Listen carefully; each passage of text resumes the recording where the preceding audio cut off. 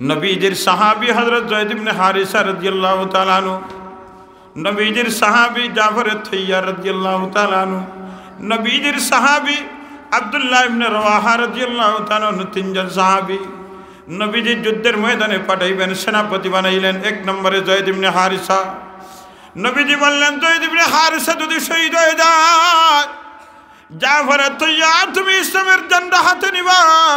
যদি জাফর আত-তাইয়ার শহীদ হয়ে যায়, তাহলে আব্দুল্লাহ ইবনে রাওয়াহা তুমি ঝান্ডা হাতে নিবা।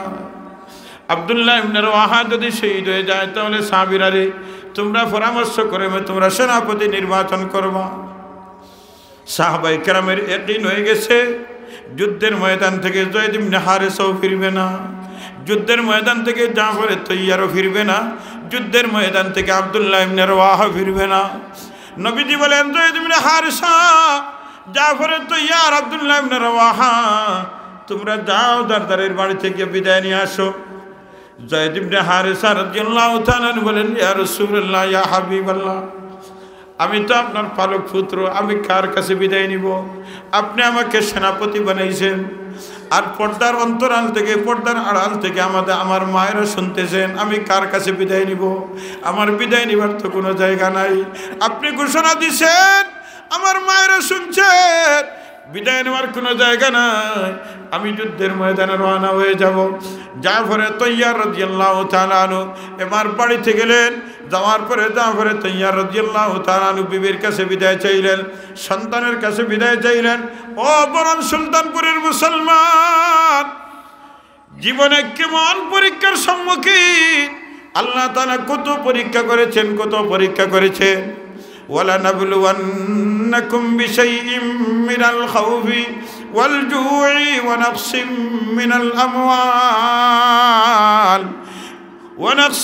مِّنَ الْأَمْوَالِ وَالْأَنفُسِ وَالثَّمَرَاتِ وَبَشِّرِ الصَّابِرِينَ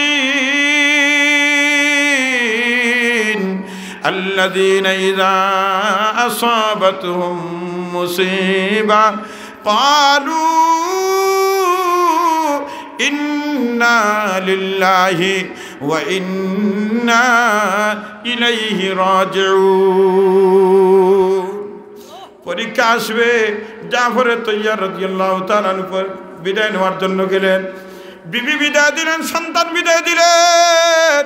বিদায় দেওয়ার সময় বিবি দুইটা হাত উঠাইলেন, আল্লাহ, আমার প্রাণের স্বামী জাফর হাবিবে কিবরিয়া সেনাপতি বানাইয়া দিয়েছেন, আল্লাহ জীবিত অবস্থায় আবার আমাদের হাতে পৌঁছাইয়া দিও। জাফর আত-তাইয়ার রাদিয়াল্লাহু তাআলা তরবারি বাহির করছেন, বাহির করিয়া বিবির হাতে আঘাত করছেন। আরে কার বিরুদ্ধে মামলা করো, কার বিরুদ্ধে মামলা করো? নবীজি আমার আগেও একজন সেনাপতি রাখছেন, পরেও একজন সেনাপতি রাখছেন, নিশ্চিত আমি জীবিত তোমাদের কাছে আর ফিরব না। কার বিরুদ্ধে মামলা করো, হাত নামাও। সন্তানগুলি পিছন থেকে ডাকতেছে, আর ফিরেন নাই। আব্দুল্লাহ ইবনে রাওয়াহা রাদিয়াল্লাহু তাআলা আনহু যুদ্ধের সেনাপতি বানাইলেন। যেই দিন নবীজি সেনাপতি বানাইছেন, ওই দিন আব্দুল্লাহ ইবনে রাওয়াহা বিবাহ করেছেন। ওই দিন বিবাহ করেছেন, নতুন কন্যা ঘরের ভিতরে ঢুকাইয়া আব্দুল্লাহ ইবনে রাওয়াহা নবীজির খেদমতে আসছেন। তখনও বিবি স্বামীর চেহারা দেখেন নাই। আব্দুল্লাহ ইবনে রাওয়াহা রাদিয়াল্লাহু তাআলা বিবির চেহারা দেখেন নাই।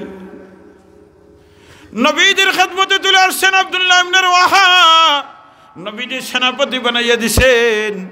আবার এটাও বলে দিছেন, যদি আব্দুল্লাহ ইবনে রাওয়াহা শহীদ হয়ে যায়, তাহলে পরামর্শ করে সেনাপতি নির্বাচন করবা। আব্দুল্লাহ ইবনে রাওয়াহার ইয়াকিন হয়ে গেছে, আর ফিরে আসবে।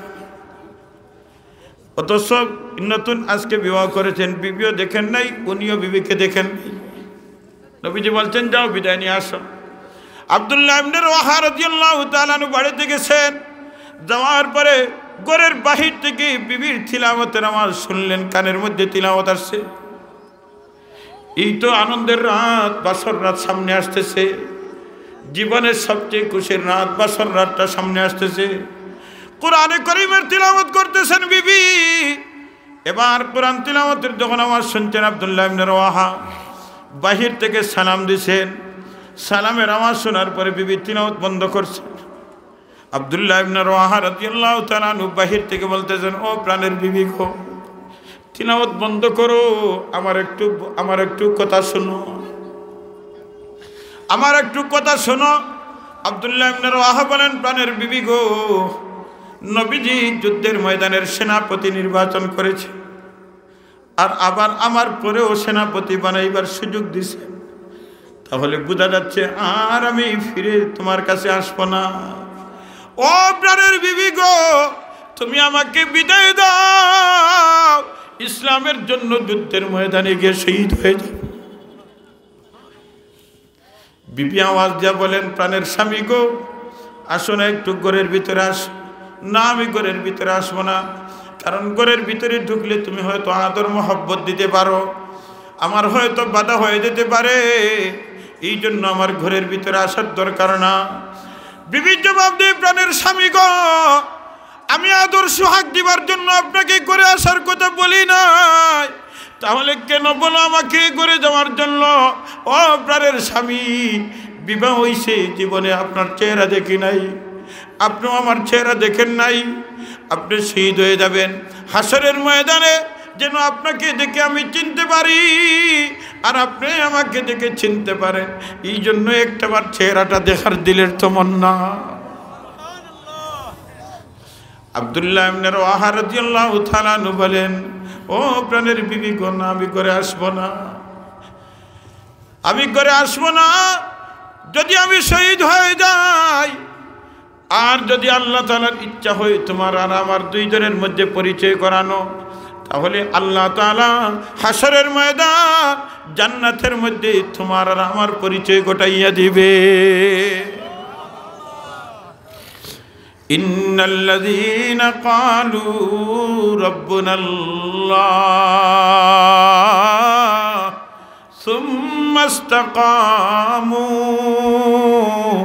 তাতানাজ্জালু আলাইহিমুল মালায়েকা আল্লা তাখাফু ওয়ালা তাহজানু وأبشروا بالجنة التي كنتم توعدون। আল্লাহ আমাদেরকে এমন মরণ দিও, মহব্বতে বলেন আমিন। ও ভাই, এই জন্য আমরা রব স্বীকার করেছি, আমরা অটল অবিচল থাকতে হবে। যত বাধা আসুক, সব বাধা অতিক্রম করে, বাধার দেয়াল ভেঙ্গে চুরমার করে আমার অঙ্গীকার নিয়েই আল্লাহর সান্নিধ্যে যেতে হবে। পারবেন তো ইনশাআল্লাহ? নিয়ত করবেন তো ইনশাআল্লাহ?